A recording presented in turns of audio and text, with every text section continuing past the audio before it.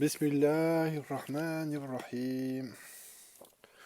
Alhamdulillahi Rabbil Alamin. Wassalatu wassalamu ala sayyidina Rasulillahi sallallahu alayhi wa sallam. Assalamu alaikum wa rahmatullah. Alors, voilà que nous sommes à nouveau réunis pour cette 59e, en fait, tout compte fait, Jalsa qu'on a fait hier au nom de la 58e, mais c'était la 59e parce que j'avais pas compté la Jalsa hors série. Ça y est, maintenant j'ai décidé que j'appelais hors série.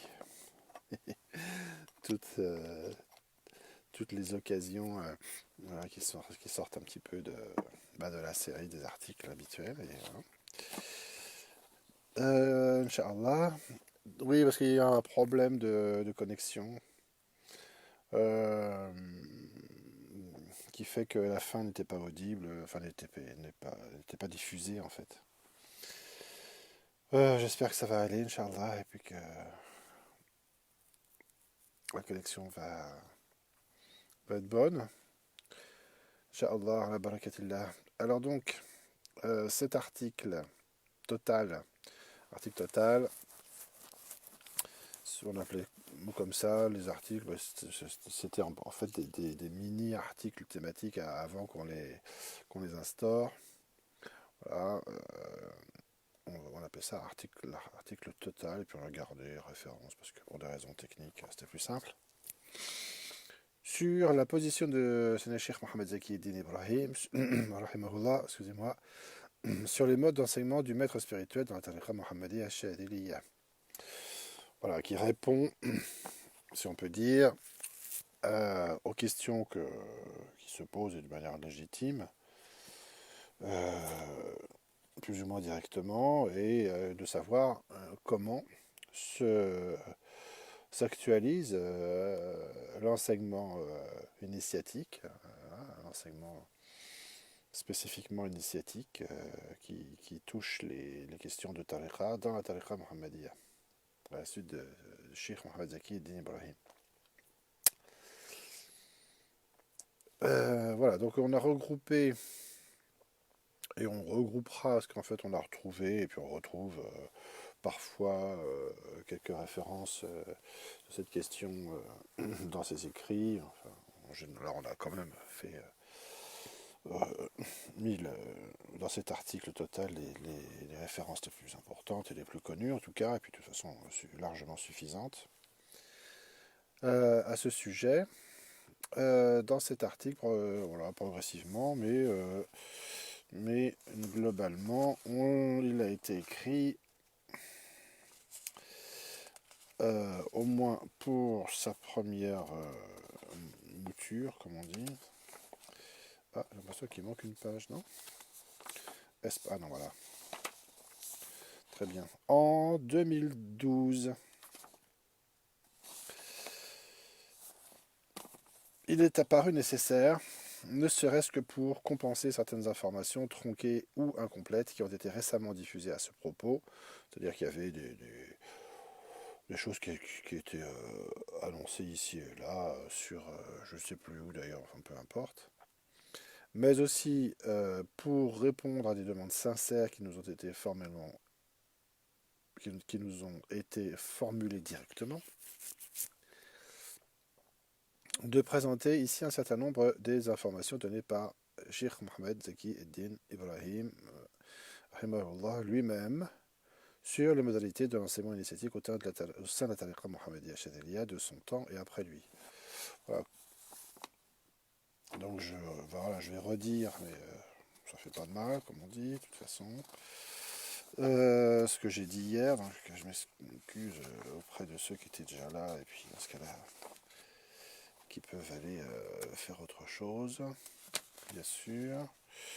Attendez, il me manque, je crois que j'ai fait un petit peu n'importe quoi dans mes pages. Voilà, 1, 2, 3 et 4. Voilà.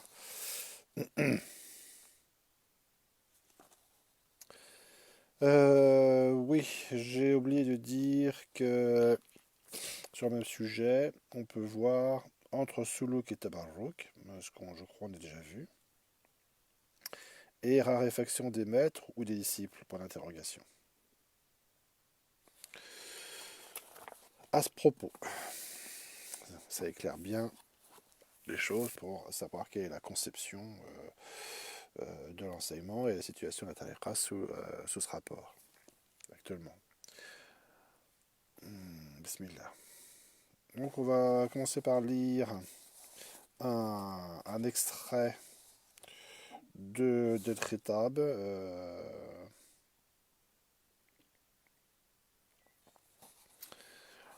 un propos général sur le soufisme, qui se trouve sous ce titre-là sur le site.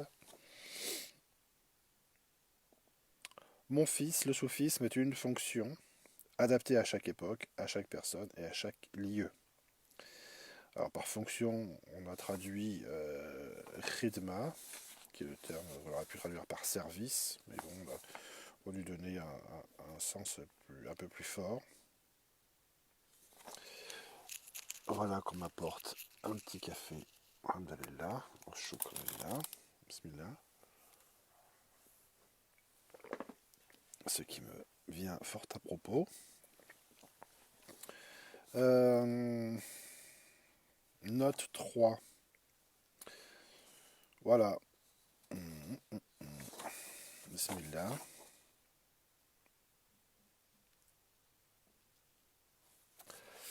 C'est une mise en œuvre complète de la mission de vicaire, c'est-à-dire khalifa, sur terre. La guidance est aussi faite d'efforts et de persévérance, et le cheikh n'est qu'un indicateur uniquement. Donc là, c'est important de lire la note 3 et 4, les notes 3 et 4, bien que ce soit des choses qui ont été dites et redites, mais comme ça a tellement été dit et avec tellement d'insistance par Cheikh Abdul Wahid que ce serait difficile de faire autrement. René Guénon affirme en effet à maintes reprises, et c'est peu de le dire quand il parle de l'initiation, la nécessité d'un travail affirme la nécessité d'un travail personnel et d'une attitude générale actif. Le travail et l'attitude actif. Il précise longuement que ce caractère actif est une caractéristique essentielle qui permet de différencier l'initiation du mysticisme, qui est principalement marqué par une attitude passive. Donc ça, c'est vraiment souligné en rouge et important parce que c'est la principale, c'est une des principales caractéristiques de ce qui est initiatique.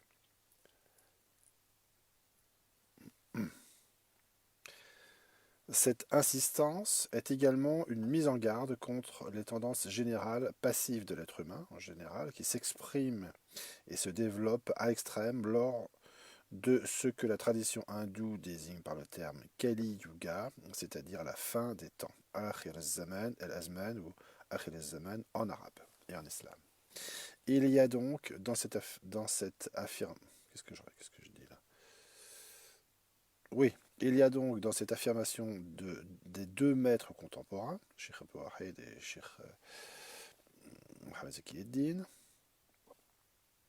et comme on va le voir plus loin également, l'indication d'une nécessité en quelque sorte technique, c'est-à-dire applicative dans l'attitude et dans la mise en œuvre des moyens initiatiques, mais également l'expression de la compréhension des conditions cycliques dans lesquelles se déroule le travail initiatique.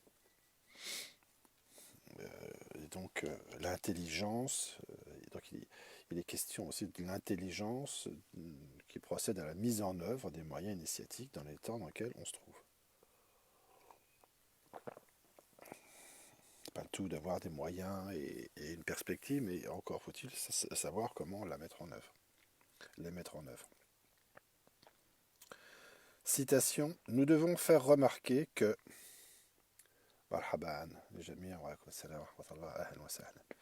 nous devons faire remarquer que, contrairement à une opinion trop répandue actuellement parmi les Occidentaux, L'ésotérisme islamique n'a rien en commun avec le mysticisme. Rien en commun. C'est peu de le dire. Les raisons en sont faciles à comprendre. C'est toujours drôle de dire ça. Par tout ce que nous avons exposé jusqu'ici. Bah oui, s'il suffisait de l'exposer pour que ce soit compréhensible. Même quand on s'appelle Cheikh Abdel Wahed, masha'Allah. D'abord, le mysticisme semble bien n'être en réalité quelque chose de tout à fait spécial au christianisme. Spécifique. C'est voilà, c'est particulier au christianisme. Et ce n'est que par des assimilations erronées. Il y a des assimilations qu'on peut faire parce qu'il y a des correspondances, parfois très directes, quoi, très complètes. Et oui, c'est la reprise de celle d'hier, comme on l'a dit. Où est-ce que j'en étais? Bismillah. D'abord, le mysticisme semble bien être en réalité quelque chose de tout à fait spécial au christianisme, et ce n'est que par des assimilations erronées qu'on peut prétendre en trouver euh, ailleurs des équivalents plus ou moins exacts. Quelques ressemblances extérieures dans l'emploi de certaines expressions sont en... excusez-moi, mais la note est écrite petite, sont en aucun doute à l'origine de cette méprise, mais elles ne sauraient, ces ressemblances, aucunement la justifier, la méprise, en présence de différences qui portent sur tout l'essentiel. Le mysticisme appartient tout entier, par définition même, au domaine religieux. Donc là, il précise un petit peu les choses. Question de domaine. Donc relève purement et simplement de l'exotérisme. L'exotérisme, qui est extérieur, exotérisme. Et en outre, le but, maintenant, il y a le domaine, mais le but vers lequel il tend est assurément loin d'être de l'ordre de la connaissance pure. Quelle est la nature du domaine? Quelle est la nature du but? Question qui est importante de se poser quand on appréhende le tasawwuf, par excellence. D'autre part, le mystique lui-même ayant une attitude passive, donc ça fait trois choses, le domaine, le but et l'attitude, et se bornant à recevoir ce qui vient à lui, et se borne à recevoir ce qui vient à lui en quelque sorte spontanément, et sans aucune initiative de sa part, sans aucune initiative, on voit les caractéristiques de l'attitude, qu'est-ce que ça veut dire actif et passif, ne saurait avoir de méthode. Autre point extrêmement important, la méthode. Quelle est la méthode? Y a-t-il une méthode? De quelle méthode s'agit-il? Il ne peut donc pas y avoir de tariqa mystique. La tariqa, ça veut dire méthode aussi. Donc une tariqa, une méthode sans méthode, et une telle chose est même inconcevable, car elle est contradictoire au fond. De plus, le mystique étant toujours un isolé, et cela par le fait même du caractère passif de sa réalisation, entre guillemets, parce que c'est quand même pas non plus ce qu'on entend par réalisation dans le suluk, n'a ni sheikh ou maître spirituel, ce qui bien entendu n'a absolument rien de commun avec un directeur de conscience au sens religieux, ni silsila, ça c'est encore une caractéristique, ou chaîne par lequel lui serait transmise une influence spirituelle. Nous employons cette expression pour rendre aussi exactement que possible la signification du mot arabe baraka. Bon. La seconde de ces deux choses étant d'ailleurs une conséquence immédiate de la première.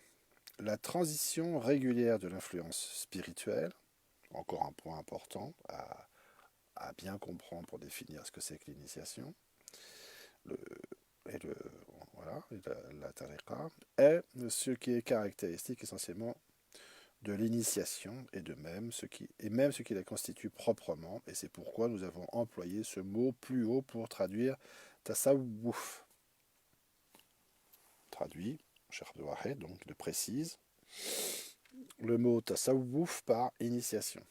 L'ésotérisme islamique, donc tasawwuf islami, hein, l'ésotérisme islamique, si on dit que... Bref. Comme du reste, tout véritable ésotérisme est initiatique et ne peut être autre chose. Et sans même entrer dans la question de la différence des buts, différence qui résulte d'ailleurs de celle même des deux domaines auxquels il se réfère, les buts, nous pouvons dire que la voie mystique et la voie initiatique sont radicalement incompatibles en raison de leur caractère respectif. Faut-il ajouter encore qu'il n'y a en arabe aucun mot par lequel on puisse traduire, même approximativement, celui de mystique. Tellement l'idée que celle-ci exprime représente quelque chose de complètement étranger à la tradition islamique. Point d'interrogation aperçu sur l'ésotérisme islamique et le taoïsme. Note 4. La précision qu'on a lue, c'est-à-dire, revenons au texte, numéro 4. Où est-ce qu'il est, le numéro 4 dans le texte? Voilà, la question de l'effort et le shirk est un indicateur. Bien.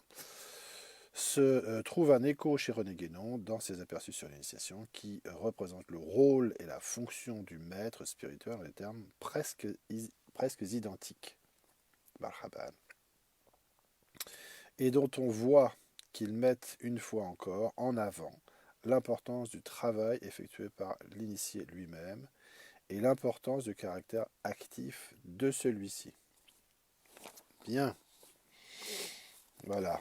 On va informer ceux qui ne sont pas informés, s'il vous plaît, que c'est une rediffusion ou une réédition, plutôt,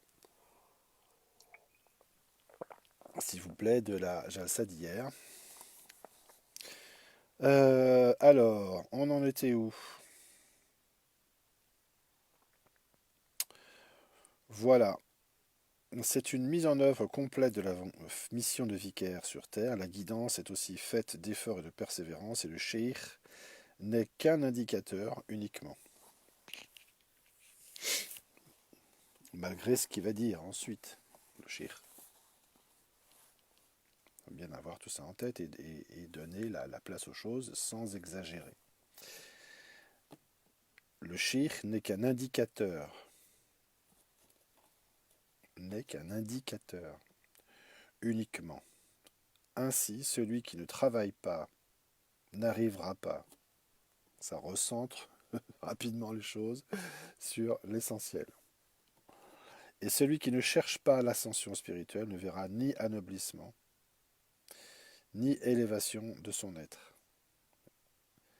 Sans marche, nul parcours. C'est-à-dire sans bouger, voilà, sans faire pas après pas, on ne fait rien, on reste immobile. Ça fait écho à des notions de sunna sur lesquelles on pourra revenir, Inch'Allah. Et aussi, dans le souci, ça précise, au passage, bien qu'on s'en rende pas compte, mais c'est important, ça précise la nature de ce qu'on pourrait appeler l'orientation. L'orientation, c'est le fait de fixer la niya et par rapport au but qu'on se fixe, hein, sur une carte, la boussole, l'axe, la direction sur lequel on organise les choses et la manière dont on a de concevoir les choses. Celui qui ne cherche pas l'ascension spirituelle, qui ne la recherche pas, ne verra ni anoblissement, ni élévation. Sans marche, nul parcours. Celui qui compte sur les œuvres qu'il a accomplies, succombera à l'orgueil, puis sera emporté par l'égarement et sera perdu. Bon, ça c'est un point un peu plus complexe, mais on pourra revenir aussi éventuellement dessus. Inch'Allah, je dis à ce sujet, on me dit, faut-il nécessairement un cheikh à celui qui mène, excusez-moi, une quête spirituelle? Faut-il nécessairement un cheikh à celui qui mène une quête spirituelle? Je réponds, y a-t-il jamais eu de nouveau-né sans père? Un orphelin peut-il se suffire à lui-même et se passer de soutien? As-tu jamais vu un aveugle se passer de guide sur son chemin? Y a-t-il une science ou un art sans maître expérimenté? Comment marcher dans le désert si l'on est désarmé et étranger? La porte d'Allah est ouverte, mais qui te dirige vers la porte? Médite les écrits de Moïse et son histoire avec le dévot. Il s'agit bien de références coraniques, c'est Al-Khidr, c'est Moussa, salam. Médite la mission du guide, car il recèle un témoignage éternel. Note 6. Bismillah. Note 6. Voilà, propos général sur le soufisme, etc. Bien. Deuxième citation. Après moi, vous n'aurez pas besoin d'un autre cheikh, dit le cheikh de son vivant, d'une manière sans détour par écrit, là je crois que c'était par écrit, voilà, dans El Bidaya. Car je suis votre cheikh, vivant ou mort, hayyan ou mayitan, ou mayitan, je ne sais plus comment c'est en arabe, corporellement puis spirituellement. Fi badani thumma ruhi. Et ce que je vous ai laissé comme écrit, ta'elifat, et comme enseignements oraux, dirasat, vous suffira. Fiha kullul kifaya. Citation coranique, pour tous ceux, ou allusion, je ne sais plus, pour ceux d'entre vous qui veulent se rectifier. Anastaqim, Coran. Donc là, ça n'étonne plus ou pas ceux d'entre nous qui connaissons cette notion exposée par certains chouyours et qu'on a relaté précédemment dans une jalsa, et même je crois dans plusieurs, qu'un enseignement peut être opéré après la mort, par un shir. Et on va voir ce qu'il en est un peu plus précisément ensuite. Inch'Allah. Même maintenant. Ô mes fils et mes filles, en Allah. J'ai vu quelque part, quelqu'un ne comprenait pas ce que ça veut dire en Allah.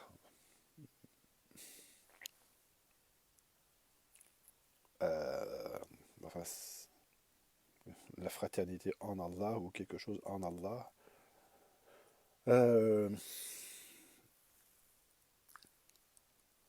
Il vaut mieux que les gens qui s'orientent vers le tasawwuf sachent de quoi il s'agit, parce que quand même, c'est important de comprendre qu'on peut avoir une communauté qui s'établit fillah.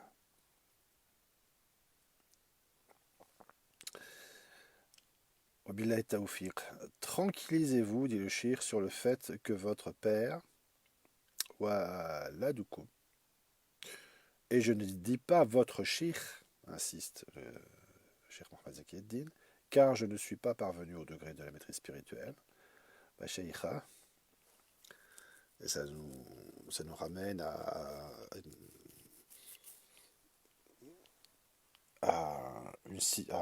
la parole d'un grand wali qu'on a cité il y a peu de temps, qui insistait de son vivant pour dire mais attendez, voilà, moi je me considère pas comme un shir, je sais plus, je crois que c'est à la rigueur comme un frère, et j'indique les choses. Bon. Donc on retrouve bien, même si c'est rare, pour différentes raisons, ce genre de position et de scrupules. Et hein, votre Père est avec vous malgré ses défauts, de tout son cœur et de tout son esprit. Bikulli ma'nawiyati al-qalbiya wa-ruhiyya.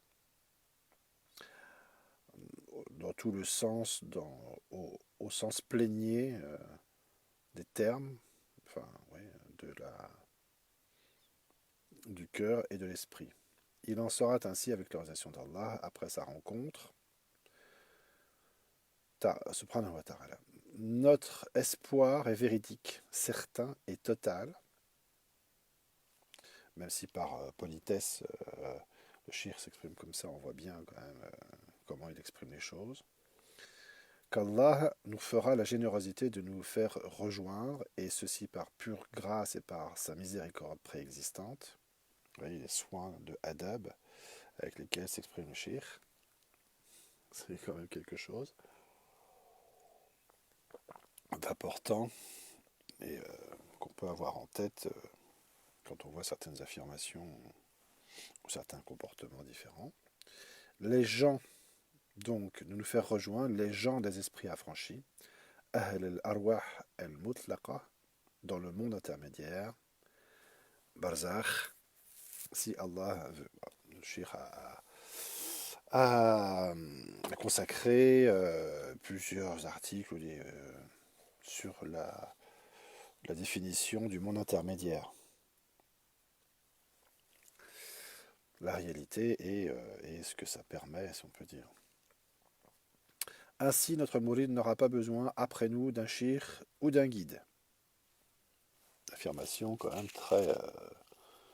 très spéciale et quand même très particulière, donc qui conditionne les choses sous un certain rapport. Sauf sous le rapport de l'habitude et de la coutume administrative et formelle. El-urf el-idari al-zahir. C'est-à-dire que Shir insiste sur l'aspect intérieur des choses, mais en rappelant la nécessité d'un certain nombre de pratiques extérieures. On verra tout à l'heure, notamment sur la question de rattachement, si on peut dire, d'appartenance, ce que ça implique. Le tasawwuf, en effet, est une volonté, irada, et non une administration. Idara, il y a un jeu de mots là, en arabe entre irada et idara. Et puis aussi, c'est conformément au principe général entre les rapports, par exemple, dans la formulation sur le tasawwuf et le fiqh, rapporté à l'imam Malik, qui montre qu'il y a toujours une nécessité de concevoir les choses sous un aspect extérieur et intérieur, et que les choses sont complémentaires et indissociables. Et que leur perfection réside dans le rassemblement des deux attitudes ou des deux domaines. C'est une compréhension profonde, on traduit le terme fiqh dans ce sens, et un commandement, et non un pouvoir, ni une présidence. Extrait du 10e et dernier conseil des Wasaya du Shir Muhammad Zaki-ed-Din. Ensuite, il y a quelques vers. Ils disent: qui sont tes fils? Qui sont tes fils? C'est-à-dire les gens posent cette question d'une manière ou d'une autre au Shir. Et qui en vérité sont tes gens? Question qu'on pose au Shir. C'est-à-dire comment il définit lui-même tes fils et tes gens. C'est peut-être par rapport à des formules qu'il a employées ou des choses comme ça. Et donc les gens, finalement, demandent des définitions. Qui peut se recommander de, de toi ou de ta méthode ou de ta tariqa? Je dis, l'explication est claire. Mes fils sont les piliers de mon groupe, Arkan Hezbi, c'est-à-dire sur ce sur quoi ils reposent, qui le tiennent et qui le vivifient. Quant à mes gens, ce sont mes héros.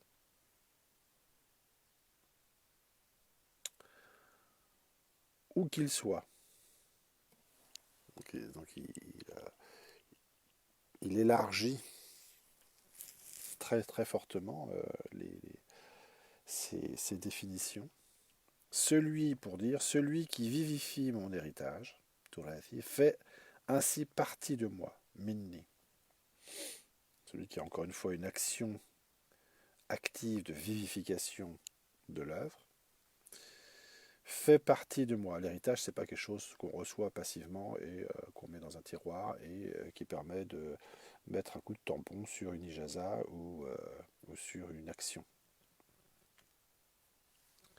Celui qui vivifie réellement et authentiquement mon héritage fait ainsi partie de moi. J'insiste là-dessus pour des raisons bien particulières.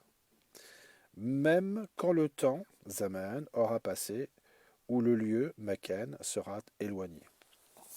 Note numéro 9. Ben oui, voilà, on a vu cette question dans la note numéro 3. Ensuite, une autre parole. Je suis proche de vous dans ma vie. Donc il affirme cette chose de son vivant et la qualité de la relation, ce qu'implique la qualité de la relation initiatique avec le shir. Et après la mort, je serai encore plus proche, disait-il, de son vivant. Ensuite, une citation partielle du Hadith al-Rahil, parole de départ que le shir a tenu quelques jours avant sa mort et qu'il est parvenu pour l'édition au journal Al-Muslim le matin, la journée de sa mort même.